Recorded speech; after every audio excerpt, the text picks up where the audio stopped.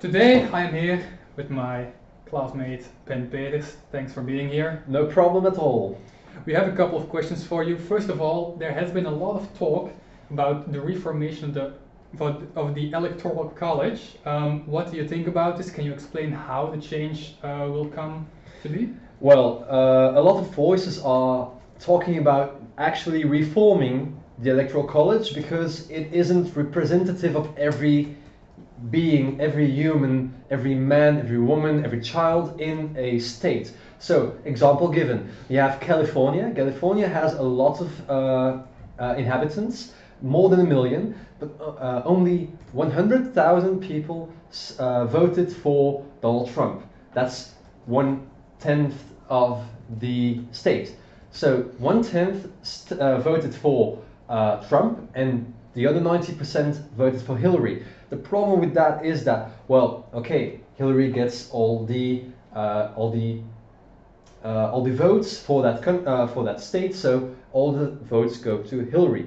Problem is, okay, it's only 1/10, but it's still 100,000 people that don't get represented in their votes towards who is going to be the president, even though they voted. So it's a difficult spot to be in because although you have this system that has been there for more than 300 years, and you want to change that into something new, but you don't exactly know how. So they're debating on either transforming it into the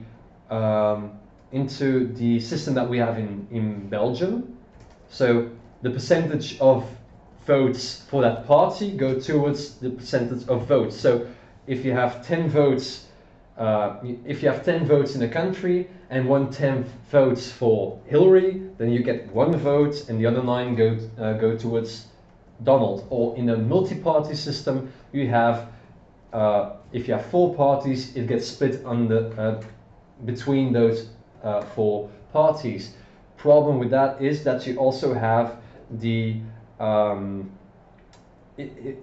2-party system, and they want to change that as well because you only have 2 parties and no one pays attention to the other candidates. So you have Jill Stein or Steen, and you have Gary Johnson. They had like 1% of the votes because they just don't get the attention they deserve because you live in a 2-party system. So it's difficult because you want to give the people the representation that they want, but it's also going against the tradition, and they want to reform that in a way that you still preserve tradition, but you also have more representation for your inhabitants. Very well. Do you think the reformation will take a long time, or do you think it will be ready for maybe the next presidential election? I don't think so, because if you listen closely to what people have been talking about the past elections, while Obama was the president-elect, a lot of people were talking about it as well because the Republicans weren't very happy about it because Obama was the first black Democratic president. So it was a bit difficult at times. The same with even 20, 40 years back, people were putting question marks above the whole electoral college thing because you want to be represented in the most honest way. And why only 2 candidates if, like in this example, people spoke about the lesser of 2 evils? Why do you have to vote for the lesser of 2 evils if you can have someone that's good as well? With Bernie Sanders, if he had an extra party and he could have been the head of the party, we would have had 3 candidates. Not saying that Bernie Sanders is a better candidate, but then you have options between more people. Although the inhabitants still think in the 2-party system. So if you want to do that, it will take a lot of time because you want to have an honest system. You want to have a uniform system around, well, in every state that you come, and you want to have it in a way that it is representative of the people. and the United States is a big country, so it will take a lot of time. I don't think it's for the next elections. Maybe in the next few years, if voices are still talking about it, because it depends a bit. Because if in the next election nobody cares and everyone is happy with the result, nobody will talk about it. But in an election, in the dirt throwing contest that this election was, it might take a bit more time, and people will be angry about the result, any result. So that's why the representation has been the talking point of the Electoral College right now. Now, you explained it very well in the beginning of the interview. The system has been called unfair for a long, long time. So do you think the changes are necessary? Well, if you look at certain countries, like in the United Kingdom, they have the same system. It's the first past the post system. And the United States has that as well, but on a way larger scale. You have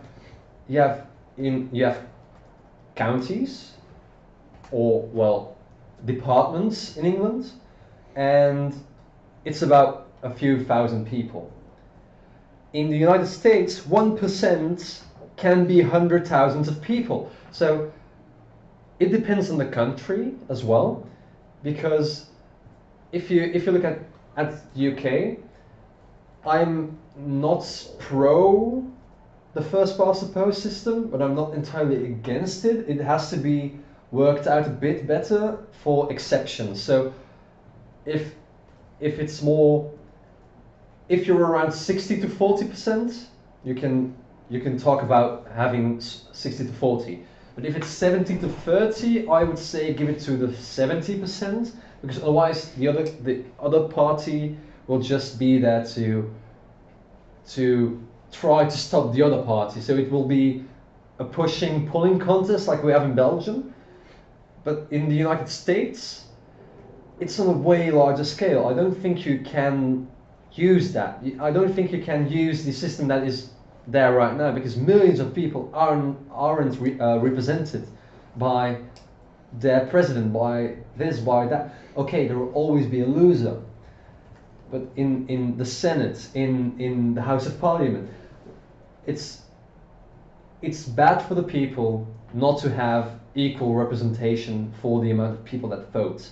Okay, then you still have the problems with the states, because some states are larger than other ones. Some ones are like Alaska. Alaska has a lot of inhabitants. Doesn't have a lot of inhabitants, but has one of the biggest amounts of land they control. So you have inhabitants versus land. So that's why Alaska has, I think, free electoral votes, and California has a lot more. Although in size, it's roughly the same. Maybe Alaska is a bit bigger. I'm not that good on American topology, so it depends. But in my opinion, I think there should be a change, but I'm not entirely sure how it should be. Changed. But the one thing I know for sure is that in the United States, there should be more. The people that vote should be represented in a more honest way, in a more fair system, instead of the way they do it right now.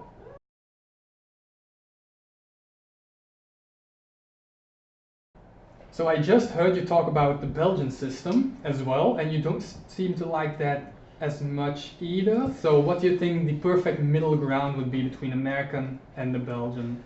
I'm a very difficult person when it comes to politics, because I think that democracy is a flawed system.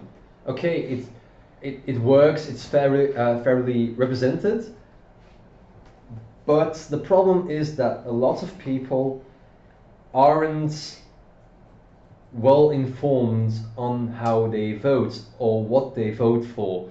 So in Belgium, you have this system of everyone, you don't have to vote, but if you vote, you have to vote, but you don't have to vote for a party. You can just vote blank.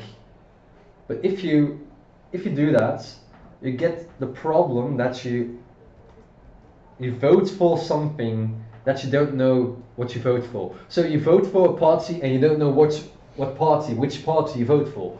So that's flawed in a bit, in a sense. I think you should have the right to vote, and I think you should have the right to be taken away from the right to vote.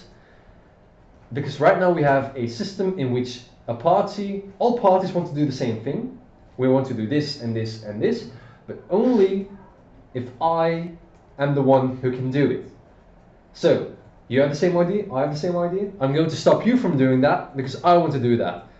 And I'm not for that idea. It's just a pulling contest, and I don't like that. Mm-hmm. But in America, it's the same thing because of the first past the post system. It's the same thing. So where is the middle ground? I'm not sure. I'm just not happy with democracy as a whole, because you stand still in a way. You stand still on the place you are because you get pulled towards both sides, but you can't really go much to one of both sides because the pull is on the same axis. So it depends. But in my opinion, if we find a way to implement the rights system of the voting part of America in Belgium, and we take the fairness of voting in Belgium to America, you might have a good middle ground. I'm not sure because it's purely theoretically, but that is my opinion. That's my last thought. All right, thank you again for this interview, Ben. No problem at all. We will be back to the studio.